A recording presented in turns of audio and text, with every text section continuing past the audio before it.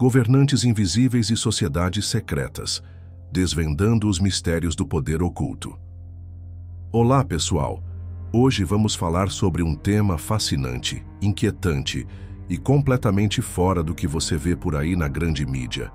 Talvez você esteja familiarizado com o tema que vamos abordar, mas a maioria das pessoas certamente não estão, pois na correria do dia a dia, na busca pela sobrevivência, a maioria não desconfia de certas coisas que acontecem na sociedade e tudo parece normal. Mas você já ouviu aquele ditado: o mundo tem dono. E será que tem mesmo? Se tem, quem é, onde ele está, quem são os seus súditos? Você já parou para pensar quem realmente comanda o mundo? Será que as figuras que vemos nos noticiários, os presidentes, os primeiros ministros, os líderes mundiais, são de fato os detentores do poder supremo? E se eu te dissesse que por trás das cortinas do palco político global existe uma rede complexa e antiga de influências, de sociedades secretas e governantes invisíveis que moldam o destino das nações e da humanidade, sem que a maioria de nós sequer perceba? Hoje vamos mergulhar nas páginas de uma obra fascinante e perturbadora, Governantes Invisíveis e Sociedades Secretas, de Serge Hutin. Prepare-se para questionar tudo o que você achava que sabia sobre o poder, a história e as forças que realmente regem nossos destinos. Este é um convite para uma jornada aos bastidores do poder, um mundo onde o mistério e a conspiração se entrelaçam de forma surpreendente. A tese central: o poder por trás do trono. Serge Hutin, em sua obra, não hesita em lançar uma questão fundamental. Os homens que estão em primeiro plano na vida política realmente têm o poder em suas mãos? A resposta que ele nos apresenta é um sonoro e inquietante não, ou pelo menos não totalmente. Hutin nos conduz por uma série de exemplos e evidências que sugerem que o destino das nações, as grandes guerras, as crises econômicas e as transformações sociais são, muitas vezes, o resultado de decisões tomadas por grupos de indivíduos que não possuem cargos oficiais, que agem nas sombras, longe dos holofotes da mídia. Estamos falando de verdadeiros governos ocultos, sociedades secretas cujos membros, rituais e objetivos permanecem envoltos em mistério para o grande público. Eles decidem nosso destino sem o nosso conhecimento, e sua existência só é pressentida quando um fato imprevisível, uma crise ou uma revelação bombástica os traz momentaneamente à luz. Pense nisso. Quantas vezes eventos históricos pareceram inexplicáveis ou reviravoltas políticas surgiram do nada? Hutin sugere que muitas dessas ocorrências podem ser peças de um quebra-cabeça muito maior, manipulado por mãos invisíveis. Um exemplo citado é o caso de uma jovem da alta sociedade, que, no período entre as duas grandes guerras, publicou um livro chamado Viagens no Caleidoscópio. Nele, de forma talvez inocente, ela revelou informações consideradas sensíveis por esses círculos ocultos. O resultado? Na mesma noite do lançamento, a autora morreu de forma inexplicável.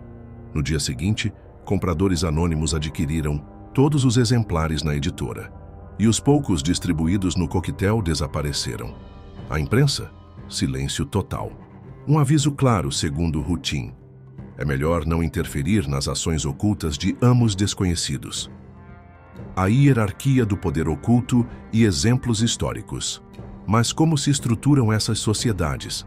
Seriam elas um bloco monolítico ou uma teia, complexa de diferentes níveis e interesses? Hutin, citando outros pesquisadores do esoterismo, descreve uma espécie de pirâmide de poder. Na base estariam os viveiros, onde indivíduos considerados úteis são recrutados e preparados. Acima deles, as chamadas sociedades secretas intermediárias, com objetivos mais definidos, sejam eles políticos, filosóficos ou econômicos. E no vértice, as sociedades superiores cujos membros, muitas vezes anônimos e levando vidas aparentemente comuns ou ascéticas, controlariam um poderio quase inimaginável.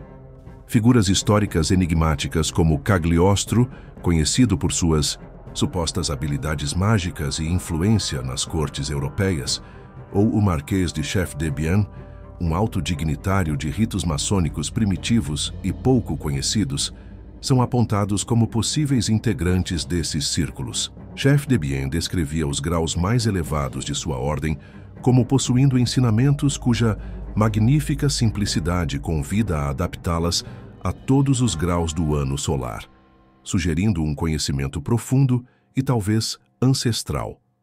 E não pense que isso se restringe a ordens místicas antigas.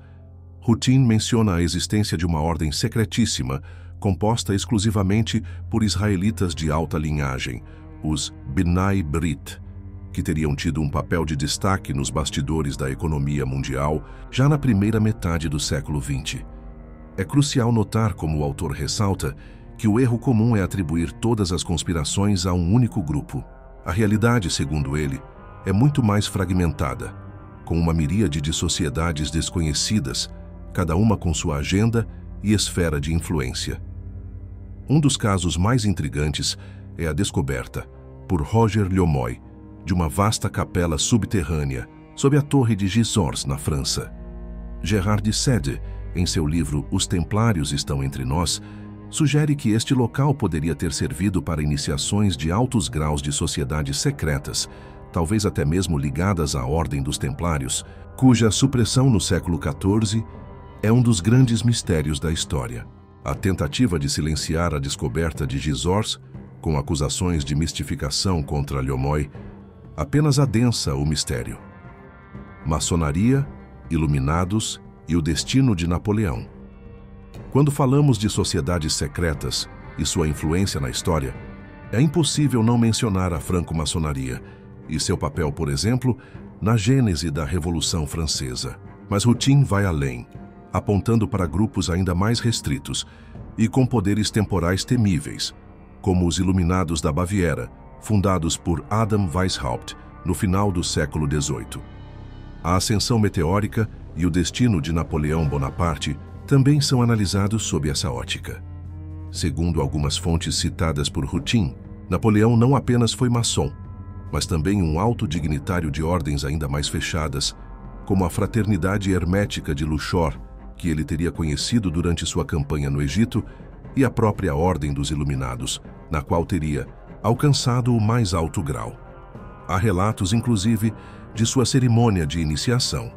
A teoria sugere que a sorte de Napoleão começou a mudar drasticamente quando, de dócil executor de planos secretos, ele se deixou levar pela ambição pessoal, contrariando os desígnios desses poderes ocultos. E os Templários? Sua riqueza fabulosa e influência política antes de sua queda eram imensas. Homens como Dante Alighieri e Jacques Coeur, o grande financista de Carlos VII da França, teriam tido conhecimento dos segredos do templo. A hipótese de uma continuação secreta da ordem após sua dissolução oficial é considerada por Rutin não apenas uma suposição, mas uma certeza baseada em indícios. A própria prisão de Luís XVI, descendente direto de Filipe o Belo, o rei que destruiu os Templários, na Torre do Templo durante a Revolução Francesa, é vista como um ato simbólico carregado de significado para essas tradições ocultas. Sinarquia, Dragões Verdes e os Governantes Invisíveis do século XX. Avançando para tempos mais recentes, Rutin nos apresenta a Sinarquia, uma misteriosa super-sociedade secreta que teria originado o chamado Pacto Sinárquico. Este pacto, contido em um volumoso documento, traria uma condenação à morte imediata se caísse em mãos não autorizadas. O termo sinarquia, cunhado pelo esoterista Saint-Yves d'Alvedre, descreveria um modelo de governo ideal, um reflexo das leis cósmicas. A sinarquia do Império seria a organização que buscaria implementar esse ideal na sociedade contemporânea, agindo, é claro, por trás dos panos. Mas a sinarquia não estaria sozinha. Outras sociedades secretas teriam atuado nos grandes acontecimentos do século XX. Um exemplo é o enigmático Dragão Verde.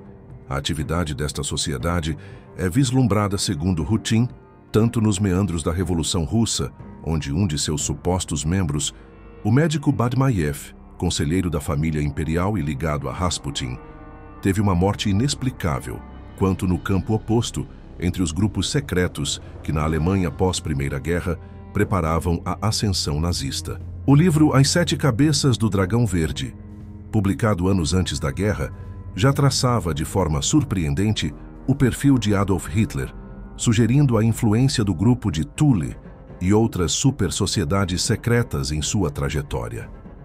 As últimas palavras de Walter Rathenau, ministro alemão assassinado na República de Weimar, foram uma alusão aos 72 governantes ocultos que regem o mundo.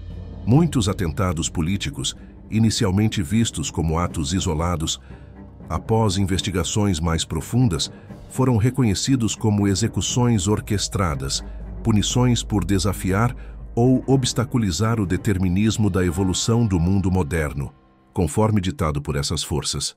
A obra de Serge Houtin, Governantes Invisíveis e Sociedades Secretas, nos deixa com mais perguntas do que respostas, e talvez esse seja seu maior mérito.